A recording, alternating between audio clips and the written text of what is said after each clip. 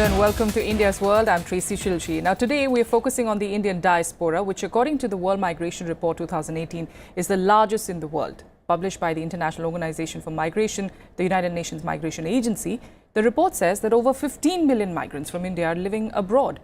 And because the country has the largest number of migrants abroad, India also receives the highest amount of remittances at nearly $69 billion.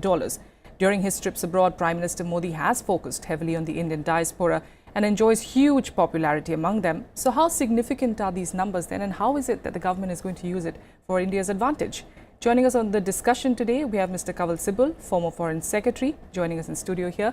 We have Sreeram Chaulia, Dean at the Jindal School of International Affairs, Mr. T.K. Arun, Editor of Opinion at Economic Times, and also joining us on Skype from the US is Nish Acharya, former Senior Advisor in the Obama administration and currently CEO of Equal Innovation.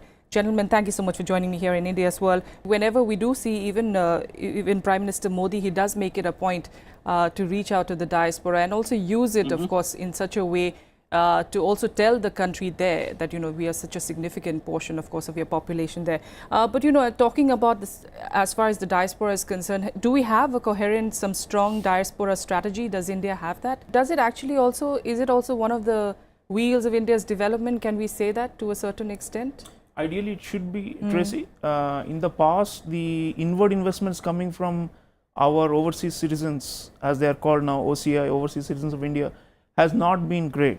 And that is linked to, of course, India's own, bureaucratic hurdles to investment, generally speaking. Yes. I think Prime Minister Modi has put on the best possible show to attract NRI and OCI investments back home. But I think the best results of that are still up in the future. What we have achieved so far, I think, is first, he has been able to, establish that emotional connect between what I call the civilizational India, which is spread out, these 30 million people of Indian origin across the world, and the territorial construct of India. These two, there was a divide, and he has bridged it far better than any previous politician who has led this country. And secondly, what we have been able to do, as has been mentioned by co-panelists, is some of these well-organized overseas citizens of India have banded together and have been effectively used for political lobbying. Yes. Now, for example, if there's a bill relating to US military aid to Pakistan, our lobbies are very, very effective in the caucuses, the congressional, moving the whole system. Yes. Likewise, in the Middle East, if there are policies that could be detrimental to Indian interests, they are, banding together now. And I will also credit overseas Friends of BJP, because that is in many ways interlinked with this overseas, the diaspora outreach that we have done in the last 3 years. Because they have been able to, in many ways, break some of these cliques and factions that used to divide our NRIs and OCIs. Okay. They used to be, along linguistic lines, along regional lines, sometimes pure, games of one-upmanship as to who will be the president of this association or that one, and all of these, to some extent, we've been able to create a harmonious concept of, the overseas citizens of India, or as, in fact, Prime Minister often refers to them as Mere Pyare Deshwasiyon. Yes. So in that way, he has broken the barrier that because you left India doesn't mean that we have forsaken you or you should forsake us. So I think that's the biggest change that has come about. But also a lot of policy. I just want to mention a couple of them.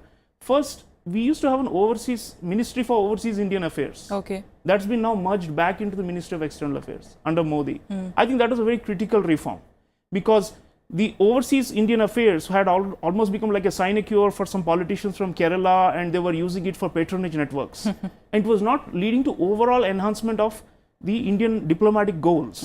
Right? To bring it back into MEA, I think was important, to show that diaspora is part of our overall foreign policy. It's not a separate thing. Yes. Then secondly, we have done some reform. For example, the investments of NRIs and OCIs will no longer be considered as foreign investment, but will be given equal status as domestic investment. So that, reduces some caps and, increases the economic incentives for them to come back here. So likewise, there are many things. We've done more, I think, now for crises and for helping our overseas citizens who are trapped in extreme situations. Rescue acts, we have done far better, humanitarian diplomacy. So all these, if you link up, and then of course the Prime Minister's overall ability to arouse the Mother India feeling across these 30 million people, I think is remarkable. So in that sense, today we are much stronger than we used to be with the diaspora diplomacy ever before. Of course, the first reform started with, in many ways, with Atal Bihari Vajpayee's time, 1998 to 2004.